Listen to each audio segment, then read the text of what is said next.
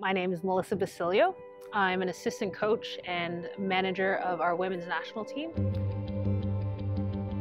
First experience with the national team program as an assistant coach was in 2006 with our junior team, then 2007, and then I joined the senior women's national team staff in 2009 and have been a part of the program ever since. Probably before I could remember, I was at the ball field. Both my parents played the sport. Both my brothers played the sport, a version of the sport, whether it's 3-pitch or slow pitch or fast pitch. So I was surrounded by softball all my life and played it all my life. Coaching wasn't necessarily a part of my original plan, but from the people that I've played with and played for is where these opportunities in coaching have come from. When I moved back to Canada in 2010 after coaching in the US for several years, I didn't know what I was going to do in terms of a career, a full-time career, but what I did know is that I wanted to continue to coach and be a clinician for the young female athletes in my region. My first year as an assistant coach for the junior program had a feeling like I'd only gotten my feet wet as a coach. My goal was to work hard, take in everything from the other people on staff. We had Shireen Heisel on staff, who is a former women's national team player, and just give everything I can to that team in terms of what I felt I had done as a player. I had not played at the level, at the national level. I had my experiences as an athlete at the NCAA level and at the rep level and Canadian national championships and that, but I think my mindset was I'm going to learn and I'm going to continue to grow, I'm going to continue to develop. It took me a while to figure out, why me? Why am I here? Why was I given the opportunity?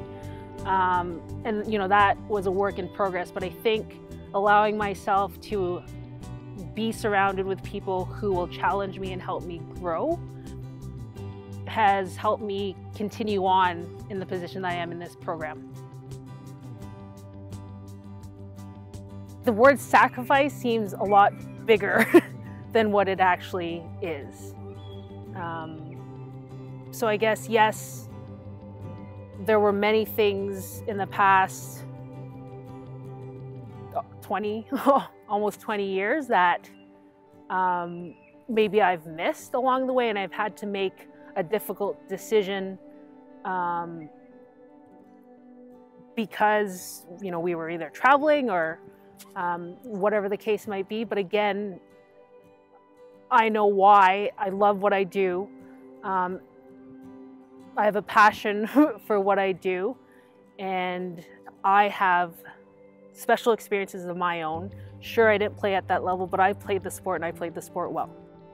I think it's important that, I'm going to speak about younger athletes, that they do see somebody who's like them that's been through the same things that they've been going to. For some reason, it's like you have their attention, I think, and they obviously can relate to that a lot more because you've played the same sport, you've had more similar experiences maybe than them, and so in terms of maybe a comfort level, they can appreciate that more. And when I grew up, my main influences in the sport were my brothers. So these are two much older guys playing the same sport that I played, but they weren't like me.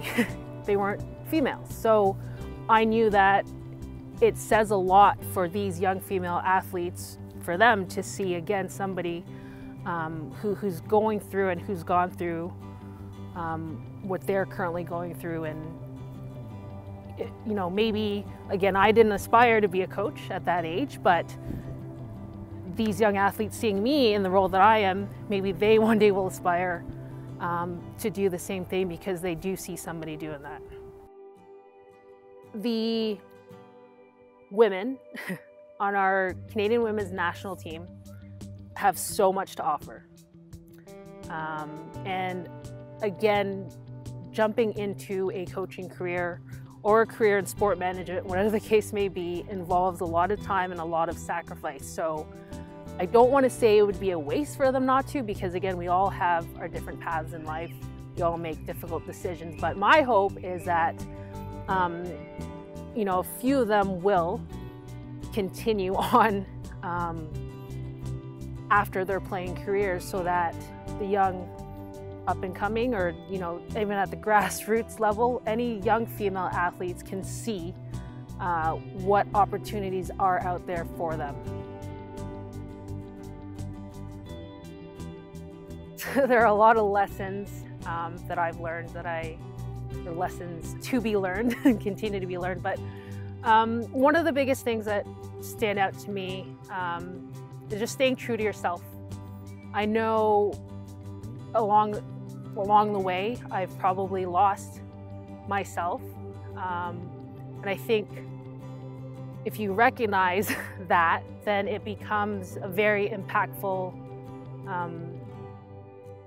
situation in career and in life. As a coach, if you try to be somebody that you're not,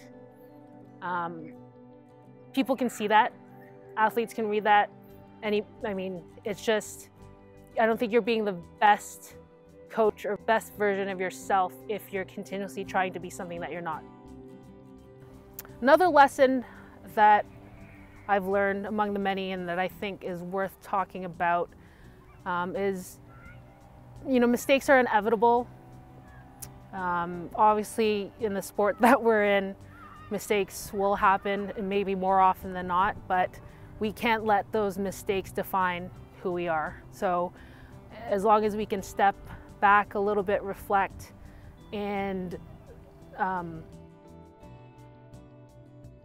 see those mistakes as opportunities to get better. The message of not letting the mistakes define who we are rings true. Ran into my 12-year-old self on the street one day.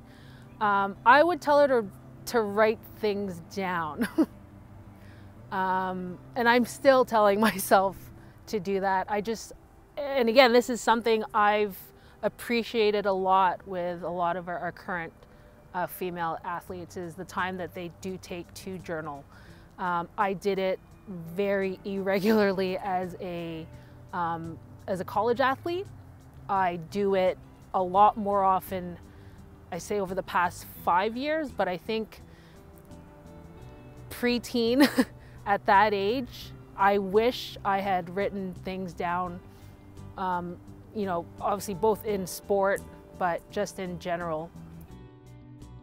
The question being asked back in 2006 and my initial reaction being, why me? So absolutely honored, and it's been a privilege to be not just on the staff, but to represent females and be a part of this national team program for as long as I have. And I think back, I don't want to say I didn't have the opportunity, but I didn't allow myself the opportunity to play at this level. So it's been a dream and the dream's still going.